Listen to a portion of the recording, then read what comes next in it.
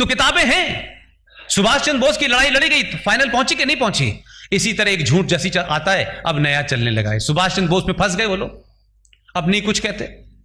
तो आप कहते हैं वीर सावरकर ने माफी मांगी थी, उसके लिए भी हम लोगों ने इंतजाम कर दिया है, तबीयत से किया है। अभी हमने जेएनयू में 3-3 घंटे का 2 बार सावरकर पे हमने नाटक किया, कोई चिल्लाने नहीं आया भारत तेरे टुकड़े होंगे। उनको लगा वीर सावरकर जेएनयू में आ गए हैं तो अब टुकड़े किसके होंगे ये तय हो चुका है।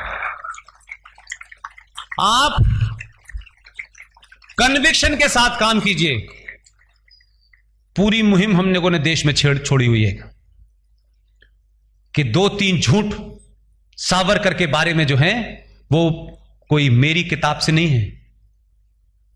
जो लोग सावरकर के बारे में आज ये तय कर रहे हैं कि वो वीर नहीं थे, राजस्थान के मुख्यमंत्री ने कहा वो वीर नहीं थे क्योंकि वो खुद बहुत वीर हैं। उनकी वीरता का चमत्कार सबने देखा है, 70 साल से 10 जनपद की जूतियों में पड़े थे। उन्होंने कहा कि वीर नहीं है, उन्होंने किताब से हटा दिया। भाई चलिए आपकी सरकार आ गई, आप यही तो कर सकते हो, उससे ज्यादा तो कुछ नहीं कर सकते। लेकिन कुछ तथ्य पब्लिक डोमेन में मैं देना चाहता हूं। श्रीमती इंदिरा गांधी ने अपने पर्सनल अकाउंट से 11,000 रुपए का चेक वीर सावरकर स्मारक को दिया और एक फंक्शन में उनको इनवाइट किया गया। उनके हाथ की सिग्नेचर है ओरिजिनल, और उन्होंने कहा कि वीर सावरकर जैसा सपूत भारत ने पैदा किया, इसके लिए गर्व है मुझे। अब अगर इंदिरा गांधी ये कह रही हैं तो गहलोत जी जो अपना नाम ढंग से नहीं ले पाते वो वीर सावरकर का क्या लेंगे?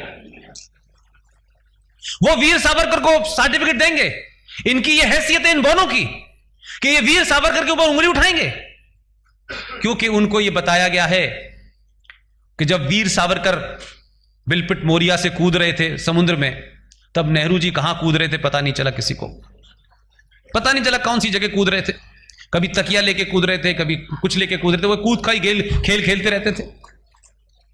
और जिस जेल में या जिस तथाकथित गेस्ट हाउस में बंद होते थे, देखिए ये चीजें पब्लिक डोमेन में है, मेरे प्रेजेंट करने के तरीका हो सकता है।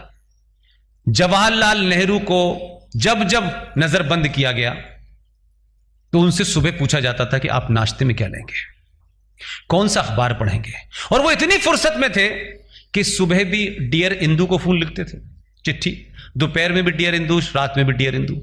जो आदमी अंडमान निकोबार में बंद था उसे साल में एक चिट्ठी लिखने का अधिकार था। उस जैसी यातना सोच करके आज के 90% कांग्रेसी कांग्रेस छोड़ के बीजेपी ज्वाइन कर लेंगे।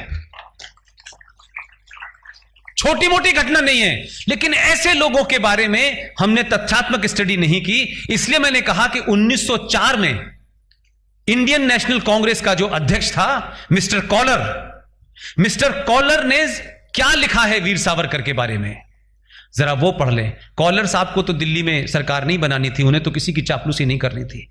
उन्होंने कहा एक ऐसा शख्स जो अपना मुल्क छोड़ करके जिस मुल्क ने उसको गुलाम बनाया है वहां खड़े होने की, लड़ने की ताकत रखता है, लेकिन इस देश के लोग उसके बारे में ऐसा कहते हैं, इतना महान आदमी। लेकिन हमने कॉलर का रेफरेंस नहीं दिया, हमने इंदिरा गांधी का रेफरेंस नहीं दिया, उन्होंने अपनी जेब से 11,000 रुपए जो दिए उसका रेफरेंस नहीं दिया। हमने वीर सावरकर स्मारक के अंदर बाकायदा कांग्रेस पार्टी ने जगजीवन राम को भेजा कि आप जाइए, हमने उसका रेफरेंस नहीं दिया। तो हम पढ़े नहीं, उस गैप का फायदा उठाया। अब आप पढ़ने लगे हैं और यह इत्तेफाक की बात है कि आपने पढ़ाई 2014 से शुरू की है। अब आप पूरा माजरा देखिए कि सोसाइटी भी कॉर्नर कर रही है और जो आप नैरेटिव दे रहे हैं लोग उसको सिर्फ मान ही नहीं रहे, उसकी पूरी विवेचना करते हैं और फिर जो लोग देते हैं नैरेटिव उनसे ज्यादा ताकत से वो रखते हैं सामने। आज किताबों के रेफरेंस दे रहे हैं। इसलिए जो पार्टी आदर्शवाद पे चली थी वो एक फूल दो माली से होते हुए 303 पहुंच गई, और जिनकी सत्ता 70 साल से थी उनके पास विपक्ष का भी पद नहीं है आजकल। तो ये आपकी ताकत है, लेकिन सत्ता का बदलना न बदलना यह एक बहुत छोटा सा रूप है। मैं मानता हूं कि समाज जब बदल जाता है तो राष्ट्र बच जाता है। मेरी सबसे अपील यही है, सरकार में ये रहेंगे, दूसरी बार कोई और एमपी आ जाएगा, तीसरी बार कोई रहे, ये साइकिल चलती रहे, लेकिन ये समाज तय कर दे कि जो हम चाहते हैं, जिसे हमारा भरोसा होगा, वही एमपी बनेगा, नहीं दूसरा नहीं बनेगा। इसलिए सरकार बनाने के लिए आप वोट देते हैं, सरकार बनाने के लिए दीजिए, लेकिन राष्ट्र को बचाने के लिए आप ही को आगे आना पड़ेगा। राष्ट्र खतरे में है। तो जो चुनौतियां आपको आज दिख रही हैं, इन चुनौतियों से आप वाकिफ हो चुके होंगे कि इस देश की खुफिया एजेंसी का एक एक्स रॉ का डायरेक्टर, एक चीफ सर्वे सर्वा, वो इसी नेक्सस का खिलाड़ी है। कमाल का रॉ का चीफ है। आईएसआई के चीफ के साथ मिलकर किताब लिखता है। कमाल का गठजू है भाई। और किताब दिल्ली में, और आईएसआई का चीफ यहां नहीं आ सकता था, तो वीडियो कॉन्फ्रेंसिंग पे उनके महान विचार लिए जा रहे हैं। उसने कहा है कि इसके करने से आतंकवाद बढ़ेगा। एक इंडस्ट्री चल रही थी कश्मीर के नाम पे जिसमें खरबों रुपया इन्वेस्ट था, खरबों रुपया था। मुझे नहीं पता कि आपको इस बात का इल्म है कि नहीं। ये हुर्रियत कॉन्फ्रेंस का नाम जानते हैं आप लोग? हैं? ये क्या बला है जी? देखिए, बला तो अमरबेल भी होती है, उसका भी इलाज होता है। 1993 में यूएस के डिफेंस सेक्रेटरी और शायद फॉरेन सेक्रेटरी राफेल और पाकिस्तान के फॉरेन सेक्रेटरी रियाज खोकर, ये उन दोनों की राजनीति की नाजायज औलाद है। इसलिए सक्सेसिव सरकारें आई। मेरी बात को ध्यान से सुनिएगा। सक्सेसिव सरकारें आई, ये 93 में बनी, और इनको कहा गया कि ये हमारे लोग हैं, इनको आप नहीं छेड़ेंगे। उसमें अमेरिका का बड़ा रोल था। इसलिए आपके यहां जब सरकारें आई, तो ये बात सार्वजनिक मंचों पे सरकारें नहीं बता सकती, उनकी मजबूरियां होती हैं और नहीं भी बतानी चाहिए। हजारों कंप्रोमाइजेज ऐसे होते हैं इस देश में कि किन कारणों से आप करते हैं, जब समय आता है तो आप उसको समाप्त कर देते हैं। 93 से लेकर के 2014 तक उनका सालाना बजट 100 करोड़ रुपए था, जो केंद्र सरकार उठाती थी। उनके चलने, उठने, बैठने, दवा, पेट्रोल, सब कुछ, क्योंकि आपकी स्थिति वो नहीं थी कि आप अमेरिका को जवाब दे सके।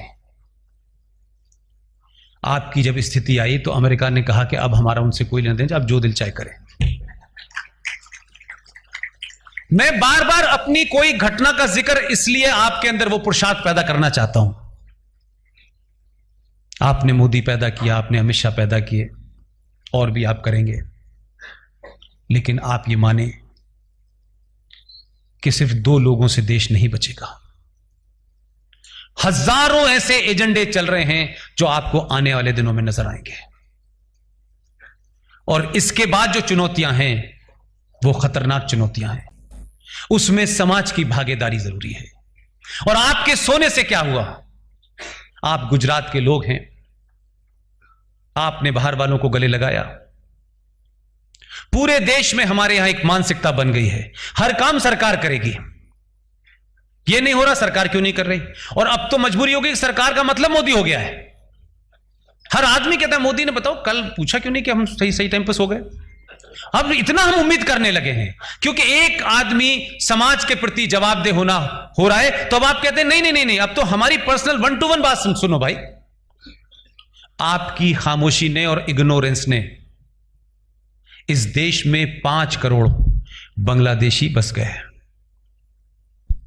आपकी खामोशी की वजह से जिस हिंदुस्तान के हिंदू और मुसलमान को जम्मू कश्मीर में जाने, बसने, नौकरी, कारोबार करने के लिए परमिशन लेनी होती थी वहां की सरकार की कि आप हमें नागरिकता देंगे, तब आप वहां जाएंगे, तब आप बस सकते हैं, तब नौकरी कर सकते हैं, तब चुनाव लड़ सकते हैं, तब वोट डाल सकते हैं, वहां 98,000 रोहिंग्या मुसलमान बर्मा से चल के पहुंच गया। हमारे देश में उस पर चर्चा नहीं हुई। उनके पास आधार भी है, उनके पास राशन कार्ड भी है, बिजली का बिल है। अब वो बस गए। कुछ दिन बाद ये होगा कि बच्चा छोड़ो भाई, अब क्या करें, इनको कहां निकालें, खत्म कहानी। इस देश में जो लोग सीधे तौर पे सत्ता पे नहीं पहुंच सकते, उन्होंने एक नया फॉर्मूला निकाला है कि इस देश में डेमोग्राफी चेंज कर दो। और ये डेमोग्राफी चेंज करने का जो पहला उदाहरण है वो भी उसी जन्नत से आया है जिस जन्नत को सही में जन्नत बनाने निकला एक आदमी। हमने कुछ कुछ घटनाओं के बारे में कभी चिंता ही नहीं की। एक शख्स मुफ्ती मोहम्मद सईद 86 में चीफ मिनिस्टर था। यह घटना अवेलेबल है, आज तो आपको जाने से कोई नहीं रोक रहा है, बल्कि जब ज्यादा गुजराती जाएंगे कश्मीर, आप सिर्फ ये अनाउंस कर दीजिए गुजरात समाचार में कि 100 गुजराती कल कश्मीर जा रहे हैं वैली देखने। कुछ लोग टॉर्च लेके देखेंगे कहां कहां गए हैं, उनको लगेगा कि ये तो बगैर इंची टेप के हो सकता है इतनी जमीन कल इनकी हो जाए। तो अब तो आपके पास परमिशन है, कोई रोक नहीं रहा है। जैसे आप दिल्ली में हैं, बॉम्बे में हैं, सब जगह हैं, वहां भी आप चले जाएं। तो आप सोचिए कि 1986 में ये ट्रायल किया गया, ये टेस्टिंग की गई, हमने ध्यान नहीं दिया इस बात पे। पहली बार महबूबा मुफ्ती के अब्बा जान, उनके रहते हुए 500 कश्मीर में मंदिर तोड़े गए थे उनकी चीफ मिनिस्ट्री में। वो पहला टेस्ट था कि कश्मीर में रिएक्शन कैसा होगा और देश में कैसा होगा। आपने रिएक्ट नहीं किया तो 19 जनवरी 1990 को क्या हुआ? जिस शख्स को पहली बार उसी राज्य का इस देश का पहला आदमी, पहला मुसलमान इस देश का गृह मंत्री बना 2 दिसंबर 1989 को वीपी सिंह की सरकार में, उस आदमी ने 2 दिसंबर को शपथ ली, 8 दिसंबर को अपनी बेटी को गायब कर दिया। और पहली बार 4 बड़े आतंकवादी छोड़े गए। फिर तो यह सिलसिला इतना खूबसूरत था। फिर गुलाम नबी आजाद के घर से कोई चला गया, 27 आतंकवादी छोड़े। फिर सैफुद्दीन साहब के घर से कोई चली गई, फिर छोड़े। लेकिन वो कब कौन गया कौन आया ये नहीं, आतंकवादियों को छोड़ दिया गया।